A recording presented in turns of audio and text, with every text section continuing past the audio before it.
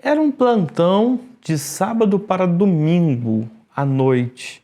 Nessa época eu trabalhava no pronto-socorro. O plantão estava cheio, eu cheguei às 19 horas, meu plantão era de 19 às 7 da manhã. O que acontece? Não sei o que aconteceu durante o dia, mas estava muito cheio o plantão. E nessa época, o hospital que eu trabalhava tinha só um enfermeiro que ficava de meia-noite até às 7 da manhã. Até meia-noite tinha 2 enfermeiros.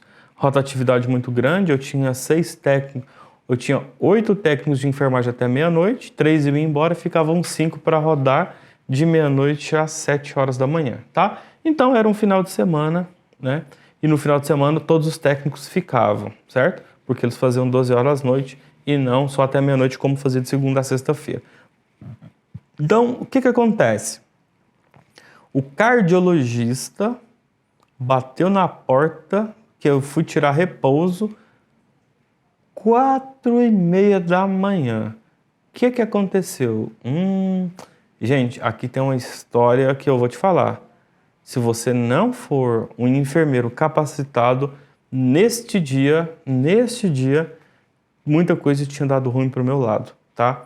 Não estou te falando isso para te desanimar, muito pelo contrário, para você falar o seguinte: caramba, vou pegar este exemplo para me tornar um ótimo enfermeiro, porque isso pode acontecer comigo um dia. Éder, o que aconteceu? Você vai ter que assistir o vídeo, dar meu like agora, coloque seus comentários no final, se você já passou por algo assim, né? Tem muitos colegas que assistem meus vídeos aqui. E não deixe de seguir a gente lá no Instagram. Vamos pro vídeo logo.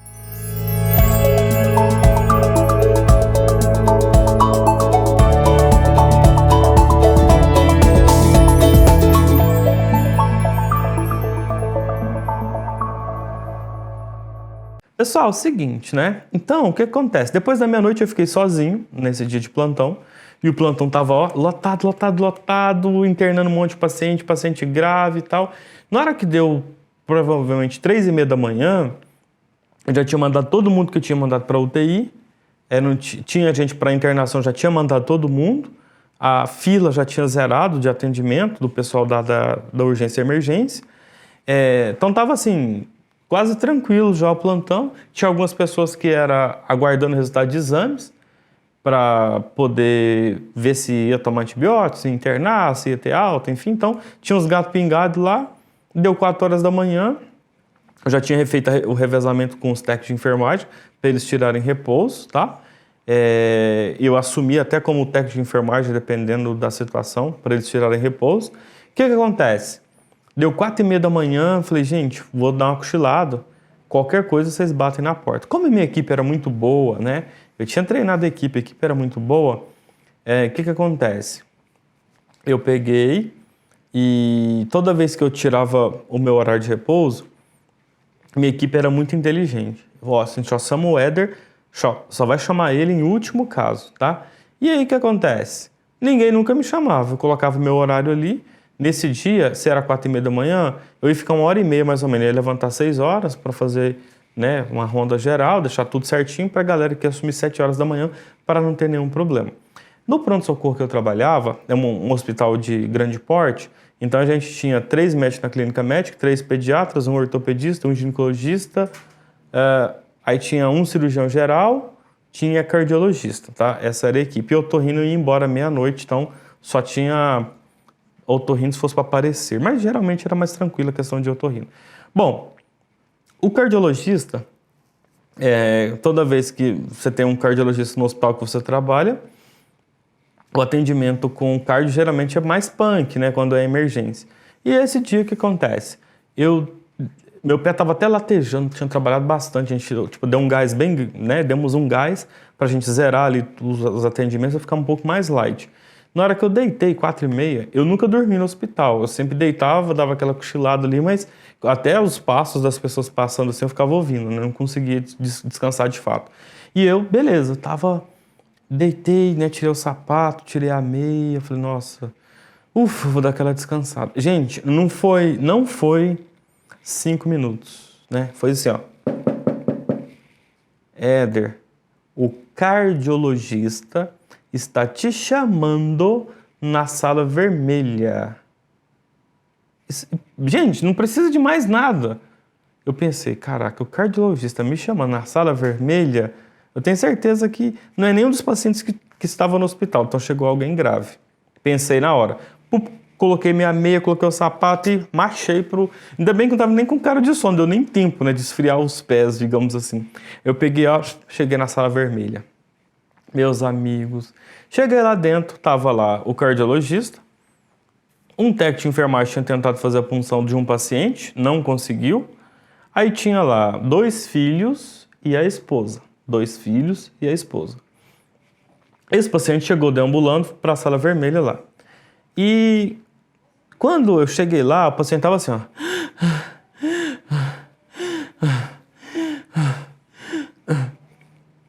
O cardiologista olhou para mim, eu olhei para ele, eu falei, doutor, a gente precisa de um acesso, né? Eu falei, eu tô tentando, os meninos estão tentando acesso aqui. Cara, eu tô precisando de um acesso, eu preciso de acesso para esse paciente aqui. E eu falei assim, doutor, a gente brincava, né? Mas assim, no momento sério, a gente brincava de uma forma diferente, mas assim, é uma brincadeira sadia, né? Falei, doutor, vou fazer um acesso na jugular dele. Aí ele brincou assim, se você conseguir... Eu falei, agora que eu vou ter que conseguir mesmo, né? Mas ele falou isso me provocando porque ele precisava muito do acesso, e o paciente precisava muito do acesso. O paciente estava com máscara não inalante, o FO2 de 100% praticamente, 15 litros, tá? E aí... eu falei, não, beleza, só que eu tenho que colocar ele em Trendelenburg. E o paciente estava, tipo, lascadão com o pulmão dele. Ele estava com edema agudo de pulmão, pressão lá nas alturas. E eu falei, olha, eu tenho que deitar ele para fazer. Eu falei, Éder, então, vambora. E assim que eu cheguei, eu pedi para todo mundo sair da sala. Pra gente trabalhar mais tranquilo, né? A família, os familiares, né? Que era a esposa e 2 filhos. Não, nós vamos ficar aqui, a gente não quer sair daqui. Eu falei, não, tudo bem, é porque não tem... Eu falei assim pra ele, ó, é ruim porque vocês vão ver a gente fazer procedimentos e tal, só que eu nem imaginei que esse paciente fosse evoluir para o que vai acontecer. Adivinha? Peguei o gel com... Falei assim, vou pegar logo um 16, né, que aí eu vou garantir um bom acesso para esse paciente. Deitei o paciente, fiz o acesso, consegui refluir um pouquinho de sangue, coloquei, o equipe já estava montado, o circuito já estava tudo montado, coloquei, falei assim, não, vou fazer uma fixação com transparente aqui, e depois, se o paciente vai para a UTI, aí lá a galera faz um central e coloca um tegaderme ou algo do tipo assim, né, um CHG, enfim. Na hora que eu terminei, que estava tudo certinho, que o médico falou assim, vamos fazer o Lasix, o monitor começa com a linha reta. O paciente parou, gente. O paciente já estava muito mal. O paciente, ó, pum, parou. Aí, tava eu, o cardio e uma técnica de enfermagem lá dentro, tá? Você vê tanto que a equipe unida, ela é legal, né? Aí, na hora que ele parou, eu só escutei o médico falando assim, não, Éder, relaxa que eu assumo aqui as compressões. O cardiologista, hein? Pode deixar que eu assumo aqui as compressões. Então, aí beleza, ele começou nas compressões, eu peguei o material para fazer ventilação no paciente, falei para a técnica, ó, vai lá e chama mais uma colega, tá? Aí ela saiu correndo e voltou com outra colega, aí eu falei o seguinte, olha, vamos ficar aqui no medicamento, já faz uma ampola de adrenalina e tal. Então, olha só, estava liderando a RCP juntamente com o cardiologista, pra vocês terem ideia o que é uma equipe boa, uma equipe tranquila e quando o profissional confia em você, tá? Então, estava fazendo ventilação e no comando dessa liderança, o cardiologista fazendo RCP, inclusive ele é um cardiologista muito querido, um cara que trabalha no bombeiro, show de bola, cara bem grandão, bem forte assim, e ele fazendo a compressão, ventilando o paciente, fazendo medicamento. E a família lá dentro, a primeira esposa não aguentou e saiu, tá? E depois saiu um filho, depois saiu outro. E, gente, não precisava dos filhos estarem lá dentro. E muito menos da mãe para ver uma cena daquela, tá? E aí a gente foi fazendo, e o paciente começou a apresentar, saiu muito conteúdo gástrico. Acho que ele tinha jantado ou algo, não fez digestão. Então, de tanto comprimir, um paciente relaxa, a cardia, né, o esfíncter, então começa. Eu tive que pedir para um técnico assumir a ventilação, preparei um circuito com cabo rígido para fazer a aspiração, então a gente foi lá e comecei a aspirar o paciente e tal, aí o cardiologista, não, vamos entubar esse paciente, vamos garantir via aérea. Aí um colega assumiu a compressão, o cardiologista já veio para fazer a intubação, já peguei o material, já entubou rapidão ali, fez fixação e continuamos. Galera, Tinha me chamado, eram 4h40, eu deitei 4h30. Eu sei que a gente ficou 1h10 com esse paciente. Porque ele falou assim, não, a gente vai perder esse paciente aqui não. E a gente fazendo. Só que qual que era o problema? O pulmão dele estava cheio de ar, de sangue, né? Edema de pulmão. Então, mesmo que a gente estava fazendo uma boa compressão, a ventilação não contribuía. Por quê? A troca gasosa estava com problema. Então aí estava a perfusão cerebral, ou seja, a gente não conseguia melhorar a hipóxia desse paciente. Entendeu por que a gente perdeu o paciente? Então, a gente fez vários ciclos ali, né? Usando só adrenalina, não teve choque, né? Parou por assistolia ali. A gente ficou, até que foi, Éder, cara, não dá mais não. O paciente não volta não, cara. Aí a gente parou, mas assim, pensa numa cena que foi assim, triste, sabe? O paciente chegou deambulando, parou, a gente fez de tudo que podia.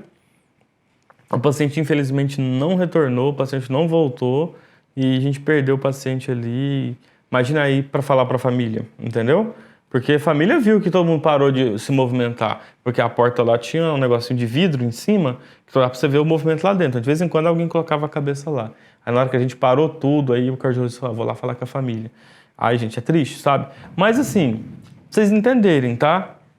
Só tinha eu de enfermeiro no pronto-socorro. Hoje tem um monte de enfermeiro. Hoje mudou muito a política. Hoje tem mais colaboradores. Mas só tinha um enfermeiro.